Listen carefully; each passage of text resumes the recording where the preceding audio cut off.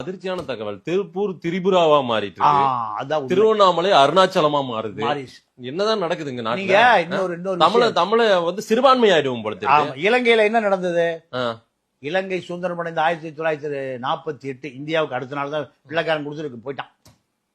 75 லட்சம் பேர் தமிழர் இருந்தான். ம். சிங்கள அதே 75 லட்சம் பேர். இப்போ ஒரு 77 வருஷம் ஆயிப்போச்சு. 48 50, அது ஒரு 50, ஒரு 25, 75, 77 வருஷம் ஆச்சு. 1.5 கோடி சிங்களம் இருக்கான், 25 லட்சம் தமிழர் இருக்கான். எங்கடா போனாவன்? அங்க வாழ முடியாமல் எல்லாம் எங்க போயிட்டான்? லண்டனுக்கும் ஐரோப்பாவுக்கும் நெதர்லாந்துக்கும் பிரான்ஸுக்கும் போய் பல லட்சம் தமிழன் அகதியா போன போற அங்க எம்பி ஆயிட்டான்.